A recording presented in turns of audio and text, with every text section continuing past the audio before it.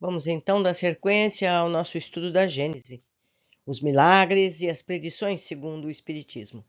A doutrina espírita é o resultado do ensino coletivo e concordante dos espíritos. A ciência é chamada a constituir a Gênese segundo as leis da natureza. Deus prova sua grandeza e seu poder pela imutabilidade de suas leis e não pela sua suspensão. Para Deus, o passado e o futuro são o presente. Allan Kardec. Capítulo 3. O bem e o mal. Fonte do bem e do mal. O instinto e a inteligência. Destruição dos seres vivos, uns pelos outros. Fonte do bem e do mal. Sendo Deus o princípio de todas as coisas, e sendo esse princípio todo sabedoria, todo bondade, todo justiça, tudo o que provém dele deve compartilhar esses atributos, pois o que é infinitamente sábio, justo e bom não pode produzir nada irracional, mal e injusto. O mal que observamos não pode ter originado dele. Se o mal estivesse nas atribuições de um ser especial, seria ele chamado Ahriman, seja Satã. De duas uma, ou ele seria igual a Deus, ou, por consequência, também poderoso e eterno, ou seria inferior. Temos aqui a nota de rodapé número 49. O zoroastrismo, religião ancestral da Pérsia, propunha a existência de deuses gêmeos, Ahura Mazda, da bondade e da luz, e Angra Mainyu, o Ahriman, deus das trevas e do mal. O mundo estaria numa batalha entre o bem e o mal. Satã, personagem da Bíblia, é identificado como anjo caído do Novo Testamento. Nota do editor. Lendo novamente esse parágrafo. Se o mal estivesse nas atribuições de um ser especial, seria ele chamado Ahriman, seja Satã. De duas umas, ou ele seria igual a Deus e, por consequência, também poderoso e eterno, ou seria inferior. No primeiro caso, haveria duas potências rivais, lutando sem cessar, cada uma procurando desfazer o que o outro está fazendo, opondo-se mutuamente. Essa hipótese é inconciliável com a harmonia que se revela na ordem do universo. No segundo caso, sendo inferior a Deus, esse estaria subordinado a ele, não podendo ser eterno como ele, sem ser seu igual. Só poderia ter sido criado por Deus. Se foi criado, só poderia ter sido por Deus. Nesse caso, Deus teria criado o espírito do mal, o que seria a negação da sua infinita bondade. Conforme certa doutrina, o espírito do mal criado bom teria se tornado mal, e Deus, para puni-lo, teria o condenado a permanecer eternamente mal, dando-lhe a missão de seduzir os homens para lhes induzir ao mal. Ora, podendo uma única queda custar-lhes, vamos ler aqui a nota do rodapé 50, depois eu volto a ler este parágrafo. Nota 50. A queda, para as religiões dogmáticas, representa um evento no qual o homem, ou seja, o ser humano em sua origem, cometendo falta grave contra Deus, perdendo sua santidade, justa e sabedoria originais, caindo por castigo na condição presente, com sofrimento, ignorância, arrestamento ao pecado e à morte. Ou seja, haveria degradação da alma. A doutrina espírita, fundada no conceito da evolução da alma, desde simples e ignorante, por seu esforço, estabelece, por esta sólida lógica, a sua teoria. Isto é a nota do editor. Retomando e continuando. Ora, podendo uma única queda custar-lhes os mais cruéis castigos pela eternidade, sem esperança de perdão. Nisso não haveria só uma falta de bondade, porém uma crueldade premeditada, porque, para tornar a sedução mais fácil e melhor ocultar a armadilha, Satã estaria autorizado a se transformar em anjo de luz e a simular as obras próprias de Deus até o ponto de enganar.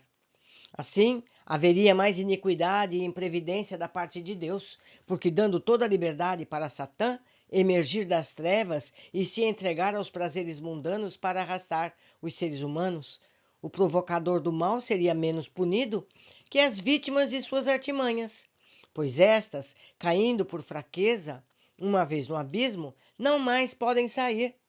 Deus lhe recusa um copo d'água para saciar sua sede. E durante toda a eternidade, com anjos, e ouve seus gemidos sem se deixar comover, ao mesmo tempo que permite a Satã todo o prazer que desejar. De todas as doutrinas sobre a teoria do mal, essa é sem dúvida a mais irracional e a mais ofensiva para com a divindade. Veja o céu e o inferno segundo o Espiritismo, na sua primeira parte, capítulo 9, Os Demônios. Entretanto, o mal existe e possui uma causa. Há várias classes de mal. Nós vamos ver aqui a nota 51. Nota 51. Na época de Allan Kardec, a filosofia ensinada na universidade, na escola normal, o atual magistério, nos colégios, era o espiritualismo racional.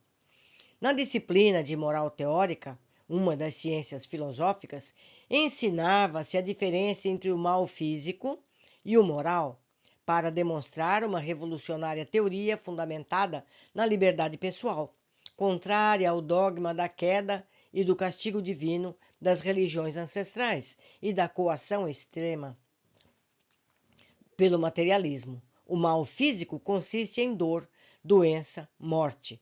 São consequências inevitáveis da organização dos seres sencientes, estimulante essencial para a sua atividade. O mal moral é a condição fundamental da liberdade. Sem o mal, o bem não é possível no mundo, pois se os seres humanos não pudessem errar, não estaria livre nem seria capaz de fazer o bem. Essa vida é uma época de provação e sem o mal físico e moral não há lugar para coragem, paciência, dedicação e demais virtudes. Isso está numa publicação francesa, a Filosofia Elementar da Escola Normal. Isso é de 1864. Eu leio muito mal francês, me perdoem. Se vocês quiserem detalhes precisos, é só parar o vídeo e copiar esse item.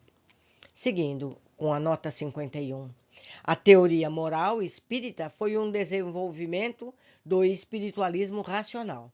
O espiritismo repousa, pois, sobre princípios gerais, independentes de todas as questões dogmáticas. Ele tem, é verdade, consequências morais, como todas as ciências filosóficas. Isso está escrito na Revista Espírita de 1859. Essa é uma nota do editor. Repetindo o parágrafo e continuando. Há várias classes de mal. Em primeiro lugar, há o mal físico e o mal moral. Também podemos classificar os males entre aqueles que os seres humanos podem evitar e os que são independentes de sua vontade. Entre estes últimos, é preciso incluir os flagelos naturais. Os seres humanos, cujas faculdades são limitadas, não podem compreender todos nem abranger o conjunto dos desígnios do Criador. Julga as coisas do ponto de vista da sua personalidade, dos interesses, das convenções artificiais que criou para si mesmo, não pertencentes à ordem da natureza. É por isso que, em geral, lhes parece prejudicial e injusto aquilo que condenaria justo e admirável, se conhecesse sua causa, seu objetivo e o resultado definitivo. Ao investigar a razão de ser e a utilidade de cada coisa, reconhecerá que tudo tem a marca da sabedoria infinita e se curvará ante a sabedoria, mesmo em relação às coisas que não compreenda. O ser humano recebeu uma inteligência por meio da qual ele pode afastar ou mesmo diminuir bastante os efeitos dos flagelos naturais.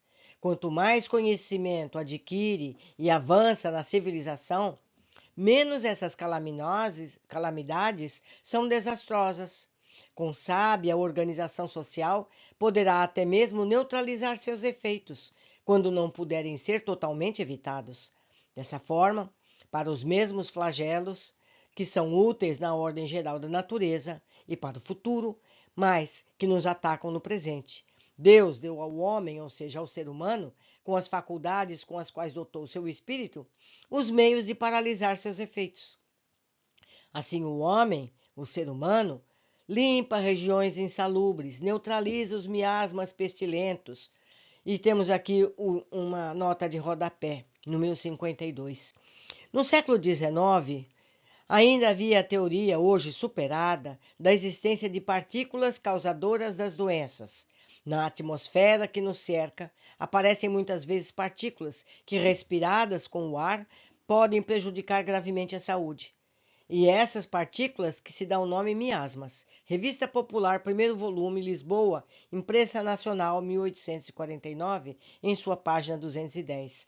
Hoje é conhecida a causa das doenças transmissíveis por micro-organismos, como vírus e bactérias. Essa é uma nota do editor. Repetindo o parágrafo e continuando. Assim, o homem, ou seja, o ser humano, limpa as regiões insalubres, neutraliza os miasmas pestilentos, fertiliza terras não cultivadas, preserva-as de inundações, constroem-se casas mais saudáveis, mais fortes para suportar os ventos, tão necessários para a purificação da atmosfera, e se protege do clima. É assim, finalmente, que pouco a pouco a necessidade o faz criar as ciências, com a ajuda das quais ele melhora as condições de habitabilidade do globo e amplia o conjunto de seu bem-estar. Como o homem, ou seja, o ser humano, deve progredir, os males aos quais está exposto constituem um incentivo para o exercício de sua inteligência e de todas as suas faculdades físicas e morais, convidando-o à pesquisa dos meios para evitá-los. Se ele nada tivesse a temer, nenhuma necessidade o levaria à busca do melhor. Ele se entorpeceria na inatividade de sua mente. Não inventaria nem descobriria nada. A dor é o aguilhão que empurra o ser humano a seguir adiante no caminho do progresso. Mas os males mais numerosos são aqueles que o homem, ou seja, o ser humano, cria pelos próprios vícios, provenientes de seu orgulho, de seu egoísmo, de sua ambição, de sua ganância, de seus excessos de todas as coisas. Essa é a causa das guerras e calamidades que causam desavenças, injustiças, a opressão do fraco pelo forte e, finalmente, a maioria das doenças. Deus estabeleceu leis cheias de sabedoria, cujo objetivo é o bem. O ser humano encontra em si mesmo tudo o que é necessário para segui-las. Seu caminho é traçado por sua consciência e a lei divina está gravada em seu coração. Além do mais, Deus o recorda constantemente por seus messias e profetas, por todos os espíritos encarnados que receberam a missão de esclarecer, moralizar e contribuir para o seu aperfeiçoamento, assim como, nesses últimos tempos, pela multidão de espíritos desencarnados que se manifestam por todos os lados. Se os homens, ou seja, se os seres humanos, se conformarem rigorosamente com as leis divinas, não há dúvida que evitariam os males mais graves, vivendo felizes na terra. Se não o faz, é em virtude de seu livre-arbítrio, que deve então aceitar as consequências. Mas Deus, cheio de bondade, colocou o remédio ao lado do mal. Quer dizer, do próprio mal faz nascer o bem. Chega um momento em que o excesso do mal moral se torna intolerável e faz o ser humano sentir a necessidade de mudar de vida. Instruído pela experiência, sente-se obrigado a procurar no bem o remédio que precisa, sempre em virtude de livre-arbítrio. Quando toma um caminho melhor, é por sua vontade e porque reconheceu as desvantagens da outra estrada. A necessidade o compele a melhorar moralmente para ser mais feliz, pois essa mesma necessidade o obrigou a melhorar as condições materiais de sua existência. Pode-se dizer que o mal é a ausência do bem, como o frio é a ausência do calor. O mal não é mais um atributo distinto, assim como o frio não é um fluido essencial. Nota 53, vamos ver. Kardec faz referência a uma teoria do seu tempo, de que o calor seria uma substância constituída de átomos imponderáveis, presentes nos corpos e transferível, o fluido calórico, enquanto o frio seria a sensação de perder esse fluido. Essa teoria, composta por Lavoisier em seu Tratado Elementar da Química, está hoje superada pelo atual conceito de energia, então inexistente entre os conceitos da física.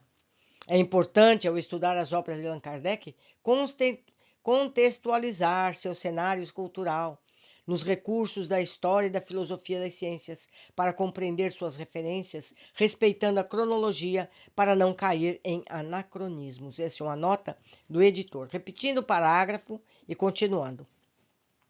Pode-se dizer que o mal é a ausência do bem, como o frio é a ausência do calor. O mal não é mais um atributo distinto, assim como o frio não é um fluido especial. Um é a negação do outro. Onde o bem não existe, há necessariamente o mal. Não fazer o mal já é o começo do bem.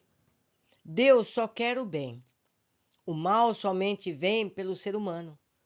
Se houvesse na criação um ser encarregado do mal, o ser humano não poderia evitá-lo. Contudo, tendo a causa do mal em si mesmo e, ao mesmo tempo, tendo seu livre-arbítrio e por guia as leis divinas, ele o evitará quando o desejar. Tomemos um fato comum por comparação. Um proprietário sabe que na extremidade de sua terra há um local perigoso, no qual pode se ferir ou morrer. O que faz para evitar acidentes? Coloca próximo ao lugar um aviso para se afastar, por causa do perigo. Essa é uma lei. Ela é sábia e previdente. Se apesar disso um imprudente ignora o aviso e sofre um acidente, quem poderia ser responsabilizado senão ele próprio? Assim acontece com relação ao mal. O ser humano o evitaria se observasse as leis divinas. Deus, por exemplo, colocou um limite para a satisfação das necessidades. O ser humano é avisado pela saciedade. Se ele ultrapassa esse limite, age voluntariamente. As doenças, as fraquezas do corpo, a morte que podem resultar disso, são obra sua e não de Deus. Sendo o mal resultado das imperfeições do ser humano, o ser humano criado por Deus dirão que, se ele não criou o mal, pelo menos teria criado a causa dele. Se tivesse criado o homem, ou seja, o ser humano perfeito, o mal não existiria.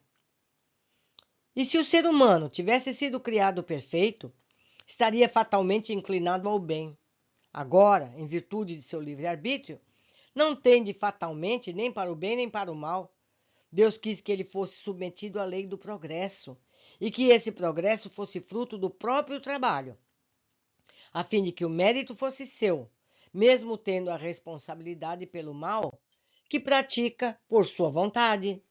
A questão, portanto, está em saber qual é o ser humano, a origem da sua propensão ao mal. Nota de rodapé número 54.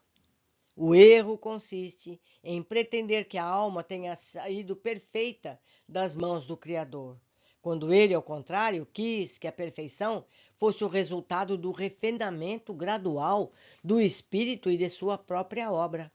Quis Deus que a alma, em virtude de seu livre-arbítrio, pudesse escolher entre o bem e o mal, chegando aos seus derradeiros fins por uma vida dedicada e pela resistência ao mal. Se tivesse criado a alma com uma perfeição à sua semelhança, e que, saindo de suas mãos, ele a tivesse ligado à sua beatitude eterna, Deus a teria feito, não à imagem, mas semelhante a si próprio, como já dito, conhecedora de todas as coisas em razão de sua essência e sem ter aprendido nada, mas movida por um sentimento de orgulho, nascido da consciência de seus atributos divinos. A alma seria induzida a negar sua origem, a desconhecer o autor de sua existência, ficando em estado de rebelião contra o seu Criador. Isso está escrito em Bonamy, Juiz de Instrução, Razão do Espiritismo, em seu capítulo 6. Essa é uma nota de Allan Kardec. Continuando. Se estudarmos todas as paixões e até mesmo todos os vícios, veremos que eles têm o seu princípio no instinto de conservação. Esse instinto, em toda a sua força nos animais e nos seres primitivos que estão mais próximos da vida animal, ele domina sozinho, porque entre eles ainda não há o contrapeso do senso moral. O ser ainda não nasceu para a vida intelectual, O instinto enfraquece, ao contrário, à medida que a inteligência se desenvolve, porque domina a matéria. Com a inteligência racional, nasce o livre-arbítrio, que o ser humano usa à sua vontade. Então, somente para ele começa a responsabilidade de seus atos. Temos a nota número 55. Na teoria moral espírita, o livre-arbítrio surge após o desenvolvimento da inteligência racional. Desse modo, a responsabilidade moral só aí se inicia e se amplia gradualmente na proporção direta do desenvolvimento racional. Nos animais e nos seres ainda simples e ignorantes, não surgiu o livre-arbítrio, o senso moral e a responsabilidade pelos seus atos. Esses conceitos psicológicos afastam completamente os dogmas do pecado original, da queda e da encarnação como castigo. Também são falsas as hipóteses científicas do egoísmo e do sentimento antissocial inatos em todos os indivíduos.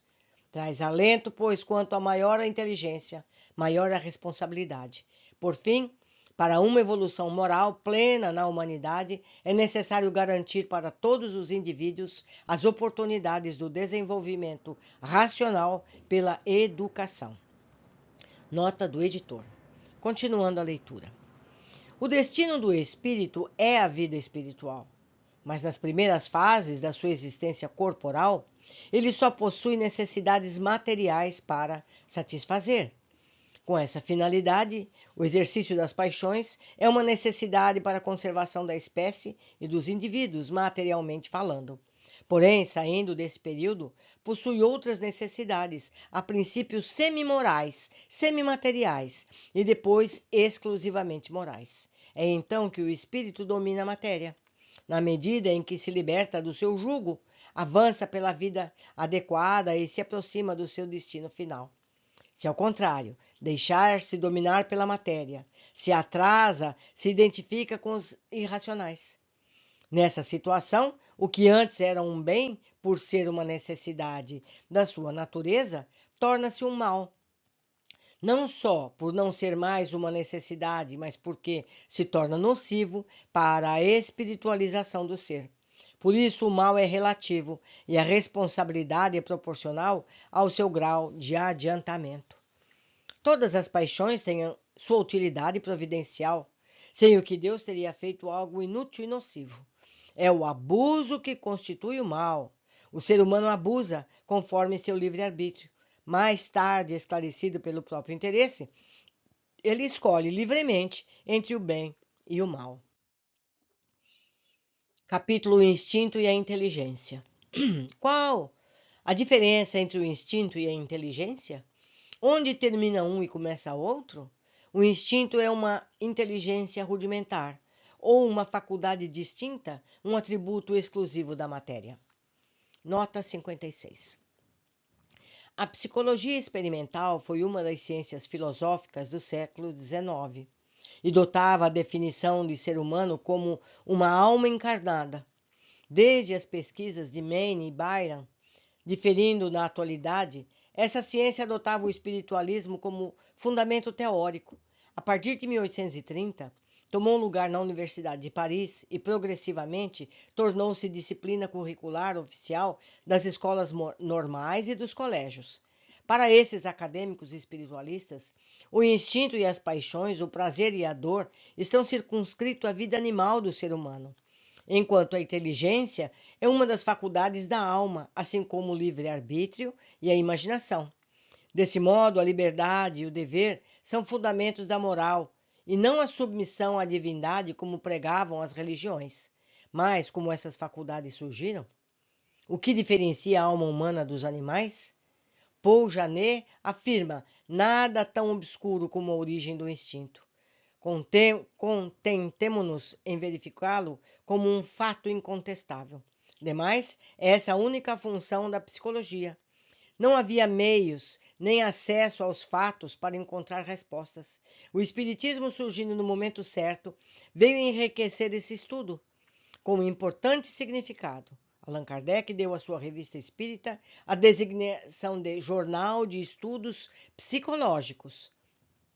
Nesse capítulo, o autor faz amplo uso dos conceitos dessa ciência psicológica, estabelecendo sua junção com a teoria dos espíritos. Veja o desenvolvimento do tema em psicologia, na obra Tratado Elementar de Filosofia, de Paul Janet, Rio de Janeiro, Garnier, 1885. Essa é uma nota do editor. Seguindo com a leitura. O instinto é a força oculta que impulsiona os seres orgânicos a atos espontâneos e involuntários, visando a sua conservação. Nos atos primitivos não existe reflexão, combinação nem premeditação.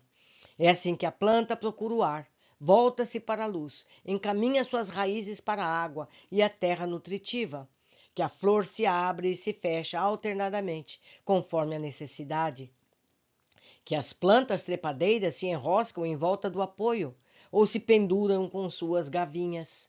É pelo instinto que os animais são advertidos do que lhes seja útil ou nocivo, que eles se dirigem, conforme as estações, para os climas propícios, que constroem sem lições preliminares, com maior ou menor arte, de acordo com a espécie, seus ninhos macios e abrigos para sua prole, assim como armadilhas engenhosas para pegar a presa com a qual se nutrem, que manejam com destreza as armas ofensivas e defensivas de que são dotados, que os sexos se reaproximam, que a mãe esconde seus filhotes, que esses procuram o seio materno.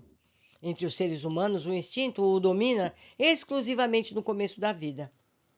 É por instinto que a criança faz os primeiros movimentos, agarra um alimento, grita para exprimir os desejos, imita o som da voz, ensaia para falar e caminhar. Entre os adultos, certos atos são instintivos, tais como os movimentos espontâneos para evitar um risco, fugir de um perigo, manter o equilíbrio do corpo. Também o piscar dos olhos para regular a claridade da luz, a abertura instintiva da boca para respirar e etc. A inteligência se revela por atos voluntários, refletidos, premeditados, combinados, conforme a oportunidade das circunstâncias.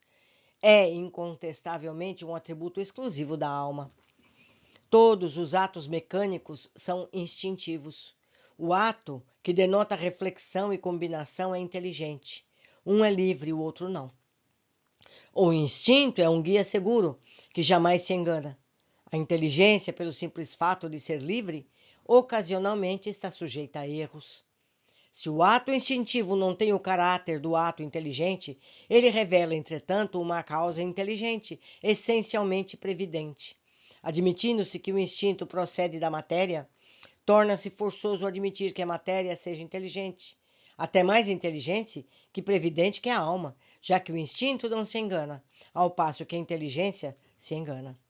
Se considerarmos o instinto como uma inteligência embrionária, como explica em certos casos, que seja superior à inteligência racional.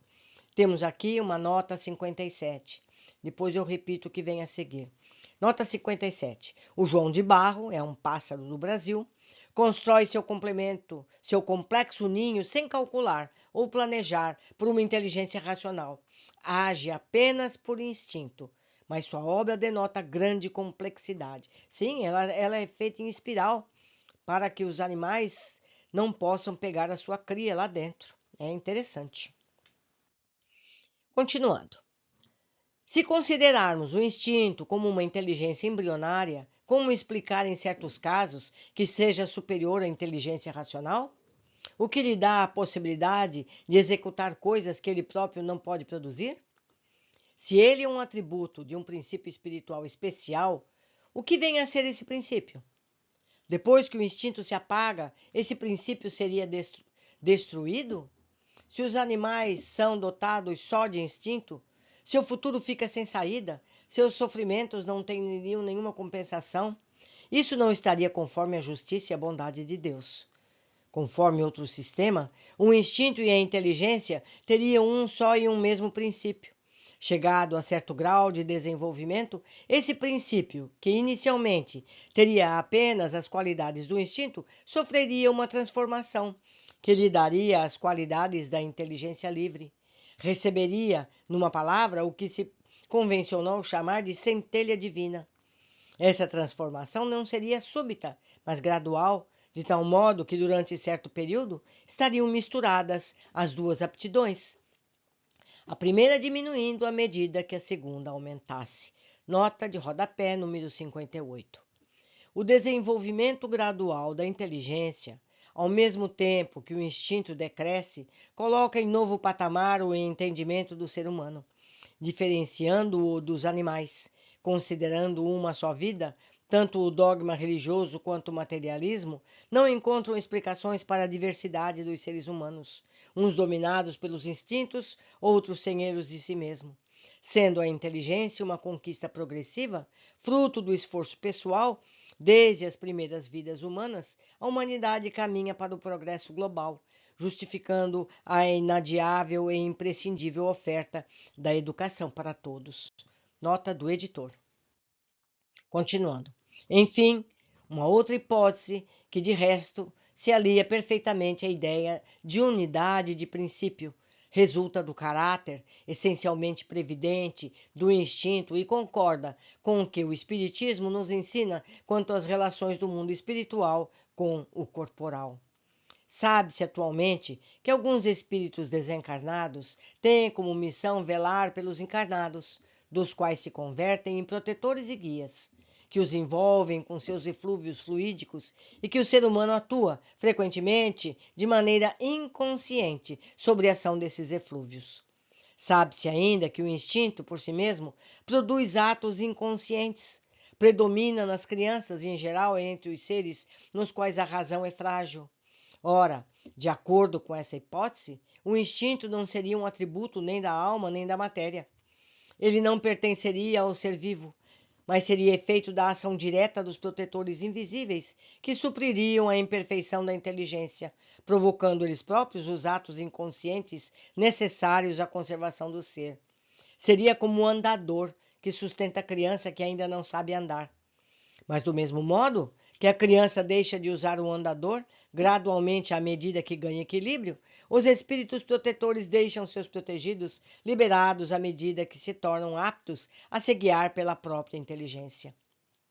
Assim, o instinto, longe de ser o produto de uma inteligência rudimentar e incompleta, teria uma inteligência estranha na plenitude de sua força, suprindo a insuficiência, seja de uma inteligência mais jovem, que induziria a fazer inconscientemente para seu bem, o que fosse ainda incapaz de fazer por si própria, seja uma inteligência madura, mas momentaneamente tolhida no uso de suas faculdades.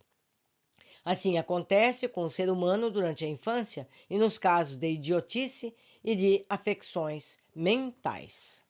Disse proverbialmente que há um Deus para as crianças, os loucos e os ébrios. Tal dito é mais verdadeiro do que se supõe.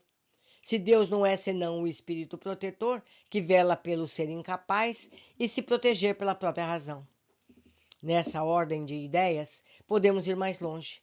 Por mais racional que seja, essa teoria não resolve todas as dificuldades da questão. Para investigar as causas, é preciso estudar os efeitos, e, pela natureza deste, pode-se concluir a natureza da causa. Ao se observar os efeitos do instinto, distingue-se, em primeiro lugar, uma uniformidade, uma segurança de resultados que não existem mais na medida em que o instinto é trocado pela inteligência livre.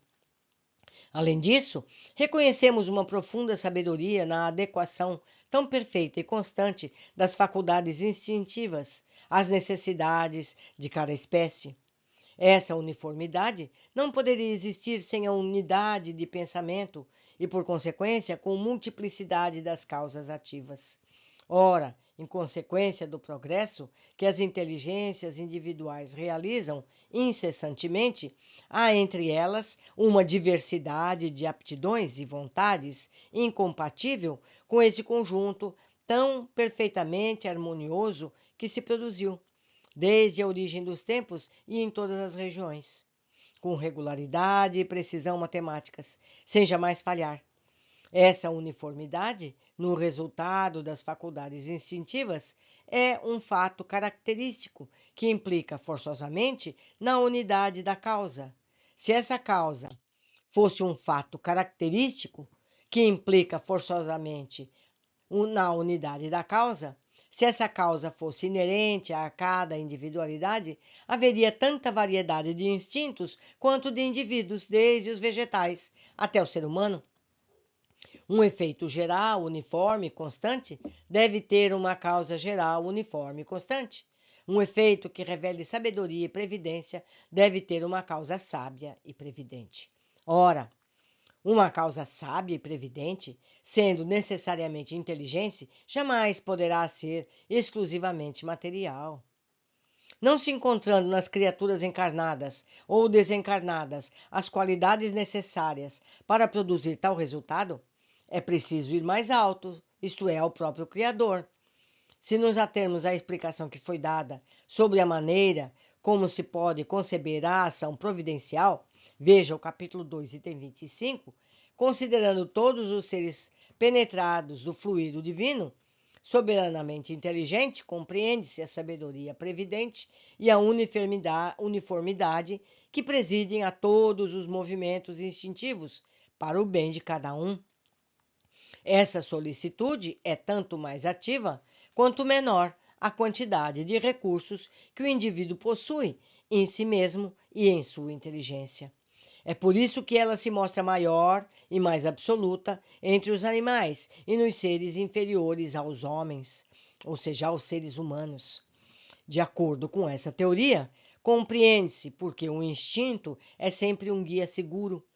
O instinto maternal é o mais nobre de todos, que o materialismo rebaixa ao nível das forças atrativas da matéria. Fica realçado e enobrecido. Em razão de suas consequências, não poderia ser entregue às eventualidades, caprichos volúveis da inteligência e do livre-arbítrio. Pelo organismo das mães, o próprio Deus vela as criaturas que nascem. Temos aqui uma nota, número 59. Até mesmo a cura pelo magnetismo humano encontra no instinto maternal o fenômeno natural que o fundamenta. Diante do filho doente, a mãe coloca-se ao seu lado, deposita sua mão sobre a fronte e sobre o local adoentado, instintivamente por horas, possibilitando por essa sintonia a aceleração do ciclo da doença, ajudando a sua cura. O magnetizador apenas transformava em tratamento esse sublime gesto instintivo. Não é verdade, meus amigos? As pessoas não fazem isso com os seres que amam? Quando você ama uma pessoa e ela está mal por algum motivo, a gente a abraça, a gente está transmitindo saúde, bem-estar através do nosso próprio magnetismo. Por hoje ficamos por aqui. Aguardo a todos na sequência do nosso estudo. Abraços!